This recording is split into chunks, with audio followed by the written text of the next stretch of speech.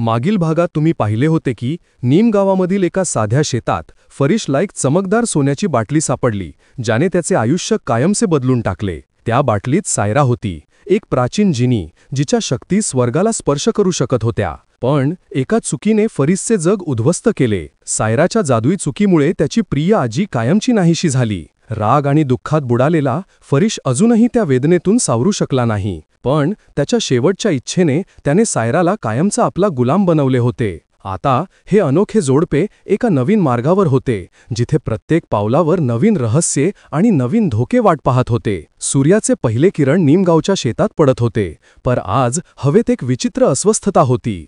फरीश खांद्यावर फावडे घेऊन त्याच्या छोट्याशा शेताकडे चालला. त्याचा चेहरा अजूनही त्याच्या आजीच्या आठवणींनी जड होता, पण सायराच्या शक्तींनी त्याच्या हृदयात एक नवीन चमक जागृत केली होती. तो शेताच्या काठावर पोहोचताच त्याचा श्वास थांबला. जिथे कालपर्यंत त्याचे पीक हिरवेगार होते, आज तिथली झाडे सुकून गेली होती. जणू कोणीतरी त्यांचे जीवनच हिरावून घेतले आहे. माती कोरडी आणि ओसाड होती आणि आकाशात एकही ढग नव्हता. फरीसचे हृदय धडधडत नव्हते. त्याने आजूबाजूला पाहिले.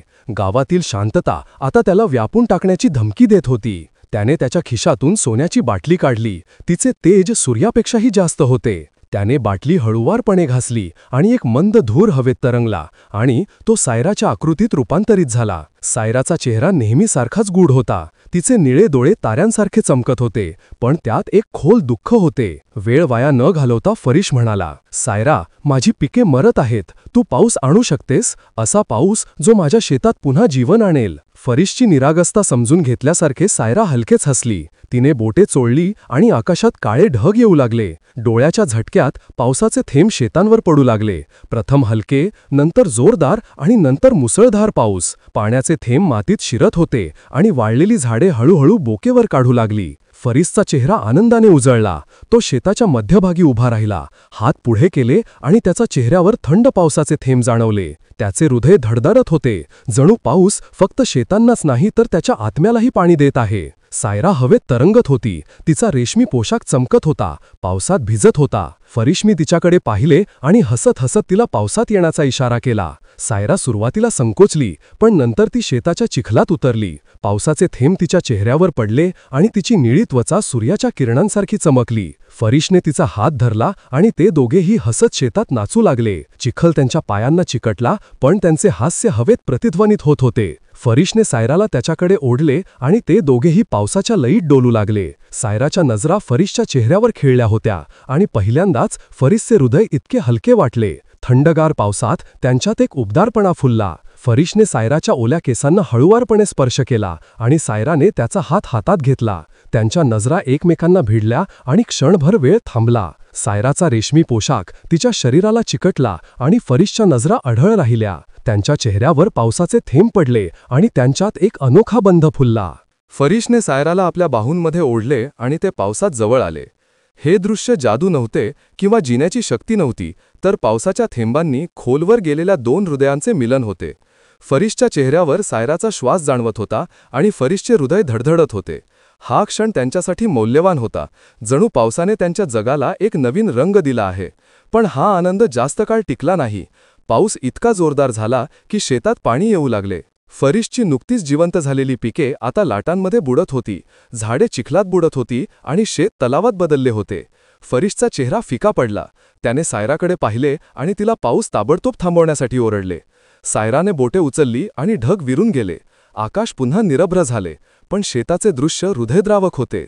फरीशने इतक्या कष्टाने लावलेली पिके आता चिखलात गाडली गेली होती. तो गुडघ्यावर बसला, त्याचे डोके हातात घेऊन अनियंत्रितपणे रडला. त्याचे अश्रू पावसाच्या थेंबांपेक्षाही जड होते आणि त्याचे हृदय तुटत होते. सायराने फरीशला रडताना पाहिले आणि ती हळूहळू त्याच्या जवळ गेली. तिच्या आवाजात एक खोल कोमलता होती, पण तिच्यात एक शक्ती होती जी पर्वत हलवू शकते. तिने म्हटले की फरीशने अशा क्षुल्लक मुष्टींवर रडू नये. ती एक जीन होती जिच्या शक्ती जगातील प्रत्येक अडचणी पुसून टाकू शकतात. तिने फरीशला तिच्याकडे पाहण्यास सांगितले आणि पुन्हा बोटे दाबली. सूर्यासारखा एक तेजस्वी प्रकाश हवेत पसरला, जसा अंधाराला छेदतो. शेतातील पाणी क्षणार्धात सुकले आणि वाळलेली झाडे पुन्हा फुलली. फरीशचे डोळे आश्चर्याने विस्फारले. तो त्याच्या पिकांकडे धावला आणि झाडांना स्पर्श केला. ते केवळ जिवंत नव्हते, तर पूर्वीपेक्षा अधिक मजबूत आणि हिरवेगार होते. सूर्यप्रकाशात पाने चमकत होती, जणू काही फारिसच्या आशा प्रतिबिंबित करत होती. फारिसचा चेहरा पुन्हा उजळला. त्याने सायराकडे पाहिले आणि हसून घोषित केले की त्याच्याकडे आता काहीही करण्याची शक्ती आहे. त्याचे मन स्वप्नांनी भरले होते. तो कल्पना करू लागला की सायराच्या मदतीने तो केवळ त्याचे शेत वाचवू शकणार नाही, तर कदाचित त्याच्या आजीला परत आणू शकेल. दोघे हसत आणि बोलत घरी निघाले. फरिसचे मन आनंदाने भरले होते, पण त्याला माहीत नव्हते की त्याचा आनंद गावात एक नवीन वादळ निर्माण करेल. नीम गावात एक माणूस होता, ज्याच्या नावानेच लोकांमध्ये द्वेष आणि भीतीचे भाव निर्माण झाले. 40 वर्षांचा बन्सीलाल हा गावातील सर्वात घृणास्पद व्यक्ती मानला जात असे. त्याच्या डोळ्यात नेहमीच एक धूर्त चमक असायची आणि त्याचा चेहरा सतत कोणत्या ना कोणत्या कटात गुंतलेला दिसत असे. गावकऱ्यांनी सांगितले की बन्सीलाल नेहमीच तरुण मुलींवर लक्ष केंद्रित करत असे. तो रस्त्यावर चोरून फिरत असे आणि त्याच्या केवळ उपस्थितीमुळे लोक अस्वस्थ होत. तो कधीही कोणाशीही थेट बोलत नव्हता आणि त्याच्या हास्यात एक भयानक अंतर्भाव होता. बन्सीलालची शेते गावात सर्वात ओसाड होती, कारण तो कठोर परिश्रमापेक्षा धूर्ततेवर जास्त अवलंबून होता. लोक म्हणाले की तो रात्री जंगलात विचित्र विधी करत असे आणि कदाचित काळ्या जादूमध्ये पारंगत होता. त्या सकाळी जेव्हा फारिसला त्याचे पीक पुन्हा हिरवेगार पाहून खूप आनंद झाला, तेव्हा बन्सीलाल त्याच्या शेतात गेला. त्याची पिकेही पावसाने भिजली होती आणि चिखलाने माखली होती. त्याने आजूबाजूला पाहिले की गावातील प्रत्येक शेत पाण्याने भरलेले होते. पण जेव्हा त्याने फारिसचे शेत पाहिले तेव्हा तो स्तब्ध झाला. फरिसचे शेत हिरवीगार रोपटींनी भरलेले होते, जणू काही पावसाने त्याला स्पर्शच केला नव्हता. बन्सीलालचे मन संशयाने भरले होते. त्याला वाटले, हे सामान्य असू शकत नाही. पैसे किंवा साधनसंपत्ती नसलेल्या अनाथ मुला फरिसला इतके चांगले पीक कसे येऊ शकते? बन्सीलालचे डोळे हवळले आणि त्याच्या मनात एक धोकादायक विचार आला. बन्सीलाल शांतपणे फरिसच्या घराकडे निघाला. त्याला माहीत होते की फरिस एकटाच राहतो आणि त्याला मदत करण्यासाठी कोणीही नाही. सूर्य मावळत होता आणि गावातील रस्ते ओसाड होते. बन्सीलाल फरिसच्या घराबाहेर लपला आणि खिडकीतून डोकावले. आतले दृश्य त्याचा श्वास रोखून धरले. फरिस एका मुलीशी बोलत होता, जी बन्सीलालने गावात यापूर्वी कधीही पाहिली नव्हती. मुलीची निळी त्वचा आणि चमकणारे डोळे मानवी वाटत नव्हते. फारिस आणि मुलगी हसत होते आणि त्या मुलीने हवेत बोटे उडवली, ज्यामुळे टेबलावर भरपूर अन्न दिसू लागले. बन्सीलालचे डोळे आश्चर्य, लोभाने चमकले. मग त्याने ती मुलगी हळूहळू धुरात बदलत सोन्याच्या बाटलीत गायब होताना पाहिली. बन्सीलालचे मन गिनी पिगसारखे फिरू लागले. त्याला खात्री झाली की ती एक चेटकीण किंवा भूत आहे, जी फारिसला अडकवत आहे. पण त्याचे लोभी मन बाटलीकडे आकर्षित झाले. त्याला वाटले की जर त्याला ती मिळाली तर तोही फारिसप्रमाणेच त्याची प्रत्येक इच्छा पूर्ण करू शकेल. त्याचे मन भीती आणि लोभ यांच्यात अडकले, पण लोभाने भीतीवर मात केली. त्याने काहीही झाले तरी बाटली चोरण्याचा निर्धार केला होता. रात्र पडली होती. नीम गावातील रस्ते अंधाराने झाकलेले होते आणि शेतात फक्त चांदणे चमकत होते. बन्सीलाल घरी परतला, पण त्याचे मन त्या सोन्याच्या बाटलीभोवती फिरत होते. त्याला वाटले की फारिस एक निष्पाप मुलगा आहे आणि त्याला सहज फसवले जाऊ शकते. पण बाटलीत अडकलेला प्राणी जर चेटकीण निघाला तर?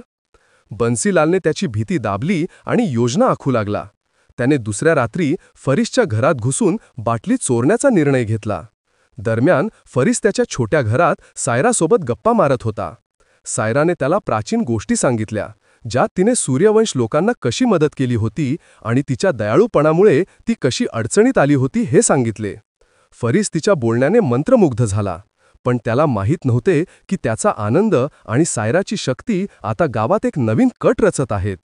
बन्सीलालची नजर बाटलीवर होती आणि त्याचा लोभ नीम गावाला एका नवीन धोक्यात घेऊन जात होता. पुढे काय होईल?